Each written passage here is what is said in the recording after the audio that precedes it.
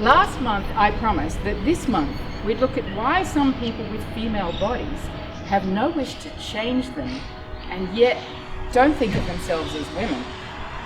Or at least don't want you to think of them as women. Well, to make sense of that, we need to consider what the word woman really means. I know right now you're going, oh my God, everyone knows what a woman is, and that's true. Everyone knows what a woman is, but they don't necessarily know it's the same thing that you know it is. And they have an even wider range of ideas about what a woman ought to be. You have to remember, the division of the sexes is a fundamental, a basal element in human cognition. You can dispute it, you can distort it, you can disregard it, but you cannot make it go away. Our continued existence depends on it, and not just for the propagation of the species. But that's not the problem. The problem is the superstructure of values that patriarchy has erected on top of the biological reality. Today's multiplicity of gender identities is a way of subverting that superstructure. Yes, I just mentioned patriarchy. Before we start talking about women, are we all clear on what patriarchy is? It's the organizational system of a world built primarily by and for men. The one we know as the developed world.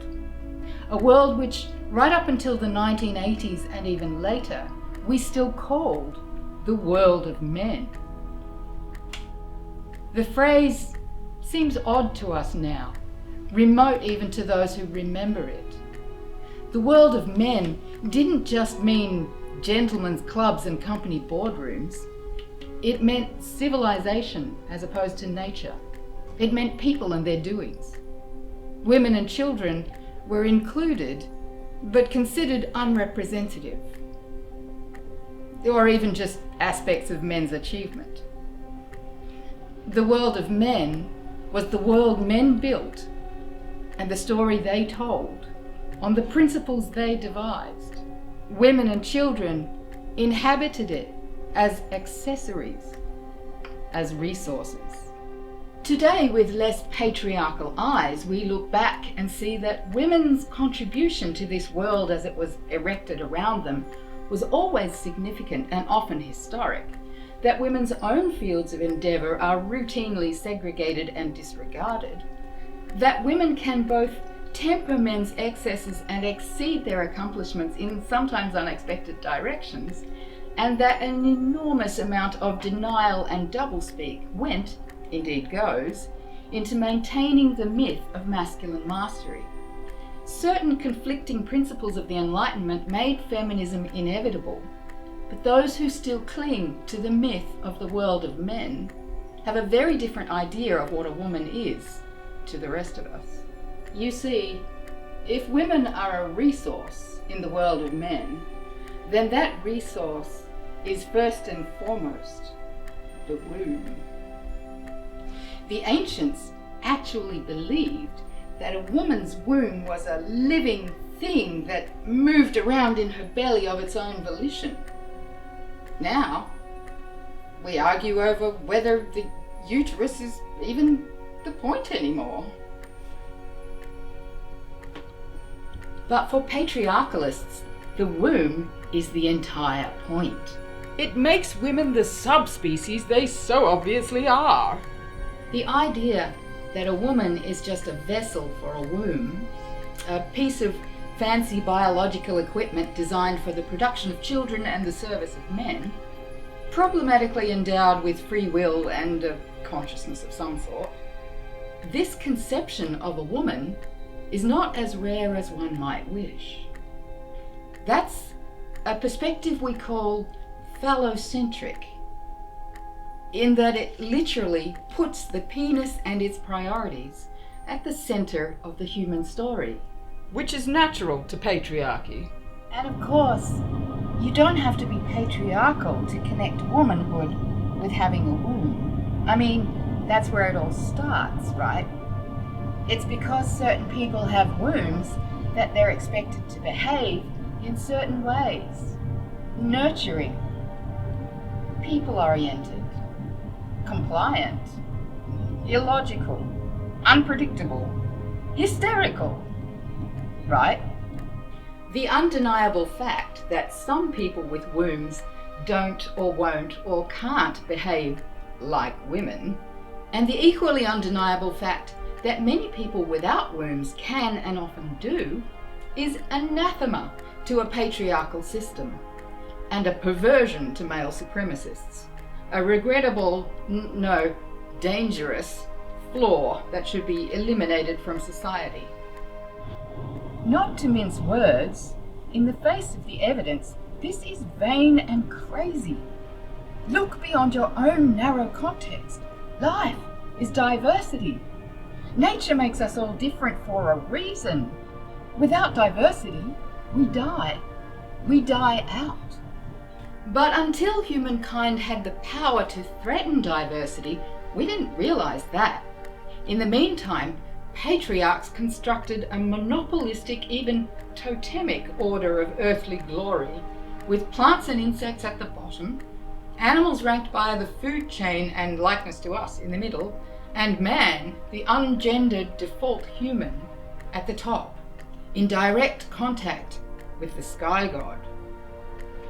And so man described himself to himself as standing atop the entire world, building his great civilizations on and from the Creator's bounty, climbing ever higher toward the divine.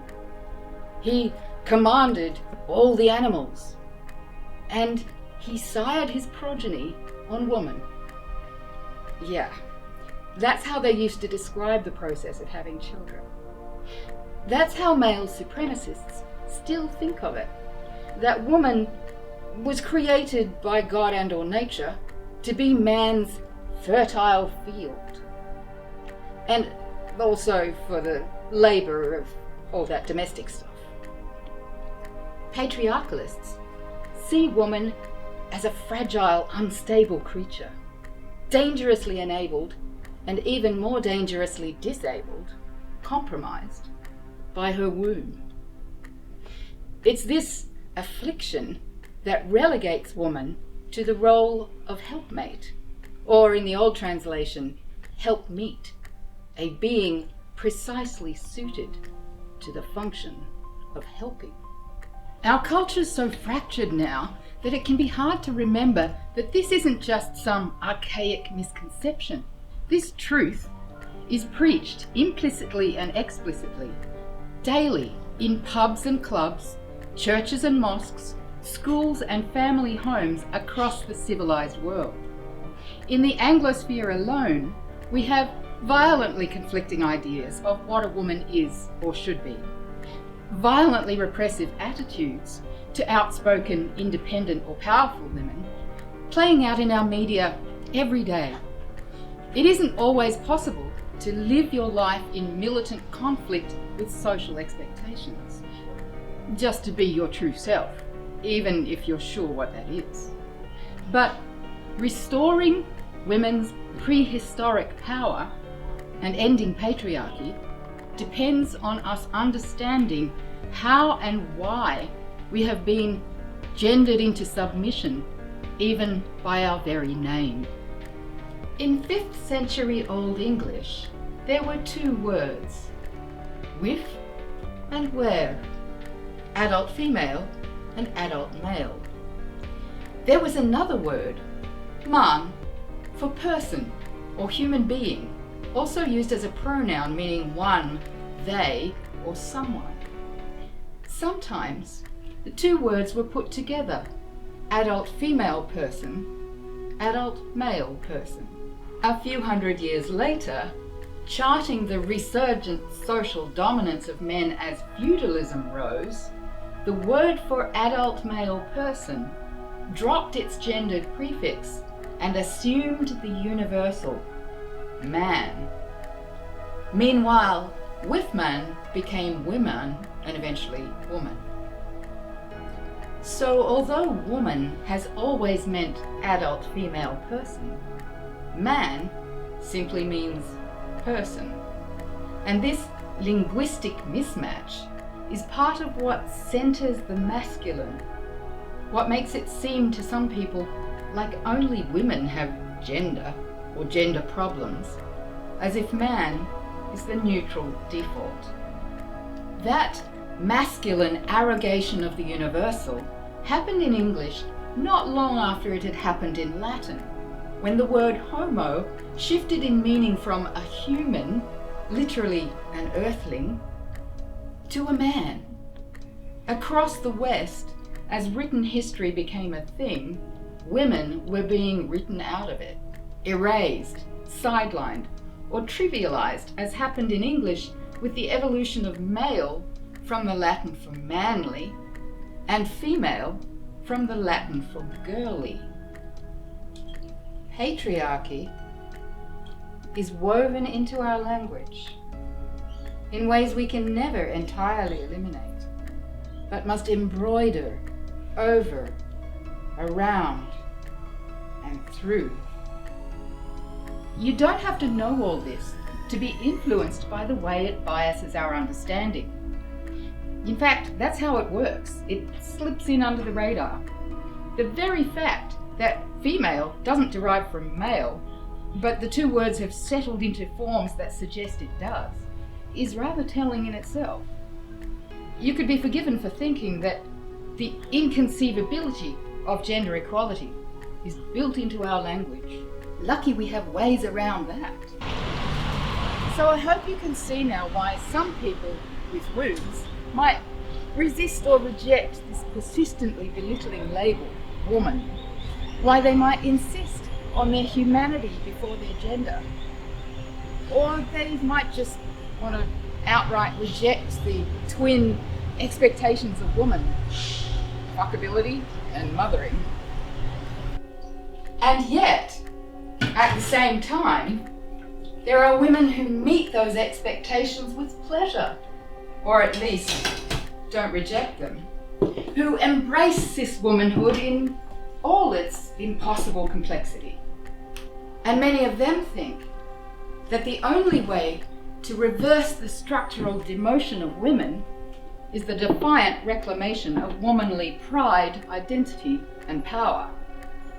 They fear that women, always a threatened species, are collaborating in their own eradication when they start talking about menstruating people, birthing people, people with wounds. As a girlfriend said to me not long ago, women are rubbing themselves out of existence. In truth, though, I don't think she need worry. Every gender that is not masculine is a salute to the feminine. All possible solutions have their time and place. Diversity is survival. Women won't rub themselves out, acknowledging that. Rather, we will gain voice and visibility, as indeed we are doing. Women around the world are connecting, learning, rising and growing louder, both against and in support of patriarchy. Men who respect the feminine are defending feminism, and warriors of all genders are already fighting to the death. The innocent continue to fall. Patriarchal crackdowns are always violent, and the years ahead will be no exception, even as the structure itself falters. We owe it to ourselves and each other, to our children and those of the future, to the planet, and yes, even to men, to stand and reorganize and build a better world. There's been so much to explain here that I haven't had time to quote the very many philosophers, anthropologists, and other social analysts whose work informs this thinking. But look up Simone de Beauvoir, Simone Weil, even Andreas Salome.